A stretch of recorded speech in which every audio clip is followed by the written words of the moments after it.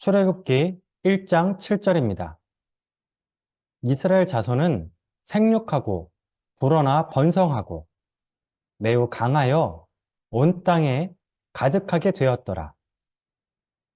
생육하고 불어났다는 뜻은 현대인의 언어로 출산율이 폭발적으로 늘어나고 사망률이 낮아졌다는 뜻입니다. 번성했다는 뜻은 기대 수명이 늘어나고 재산이 불어났다는 뜻입니다. 마지막으로 매우 강해졌다는 뜻은 더 이상 강해질 수 없을 정도로 숫자가 많아졌다는 뜻입니다. 이런 표현들은 마지막 문장으로 요약됩니다. 온 땅에 가득하게 되었더라. 즉, 고센 땅에 인구수와 재산을 더 이상 채워 넣을 수 없을 정도로 이스라엘 백성들이 충만해졌다는 표현입니다. 성경에서 이런 표현들이 나오면 역사의 한 페이지가 넘어갑니다. 그런데 이 넘어가는 시간이 꽤 깁니다. 무려 400년이나 걸립니다. 창세기에서 출애굽기로 넘어가는 시간이 400년이나 걸렸다는 뜻입니다. 신학에서 이 기간을 침묵기라고 부릅니다. 이 기간 동안 이스라엘 백성들에게 어떤 일이 일어났는지 자세한 기록이 없습니다. 이런 침묵기가 한 개인에게도 일어날 수 있습니다. 하나님의 관심이 사라진 것 같은 공백기입니다. 하나님의 은혜가 보이지도 않고 느낄 수도 없는 공허함입니다.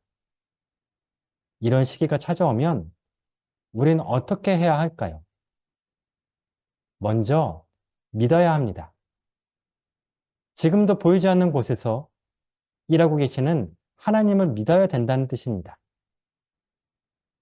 하나님은 야곱에게 약속하셨습니다. 애굽으로 내려가기를 두려워하지 말고 내가 거기서 너로 큰 민족을 이루게 하리라. 보이지 않고 느끼지 못할 뿐 하나님은 400년 동안 이 약속을 신실하게 이루셨습니다.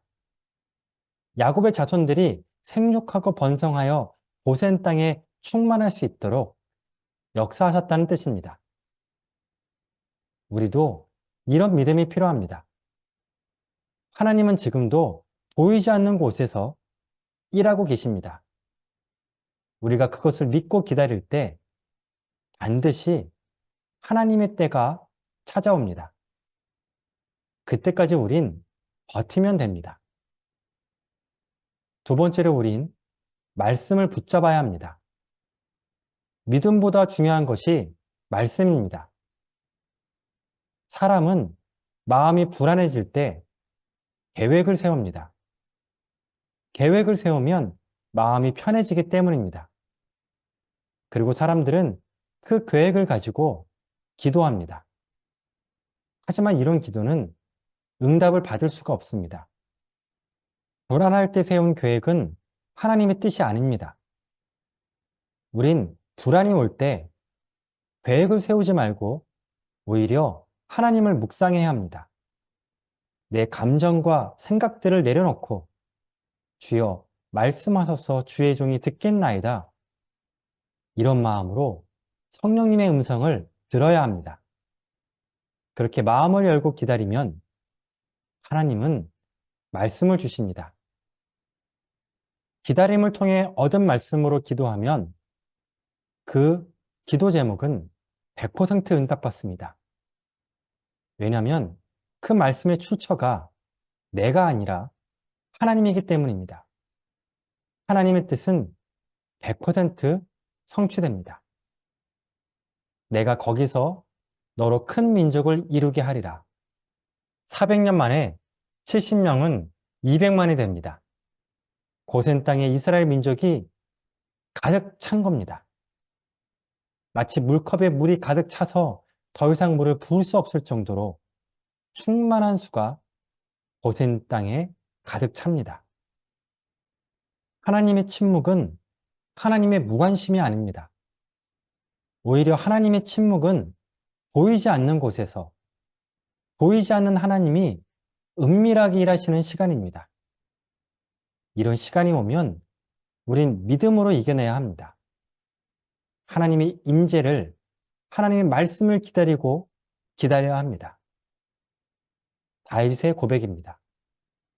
내 영혼은 여호와를 기다리며 나는 주의 말씀을 바라는도다. 파수꾼이 아침을 기다림보다 내 영혼이 주를 더 기다리나니 참으로 파수꾼이 아침을 기다림보다 더하도다. 기도하겠습니다. 하나님 아버지, 불안할 때가 있습니다. 마음에 조바심이 날 때가 있습니다. 이럴 때일수록 제가 생각과 감정을 내려놓게 하시고 주님을 바라보게 하여 주옵소서. 마치 파수꾼이 아침을 기다리는 것처럼 주님의 말씀을 기다리게 하시고 주님의 시작과 끝을 기대하게 하여 주옵소서. 예수님의 이름으로 기도드립니다. 아멘.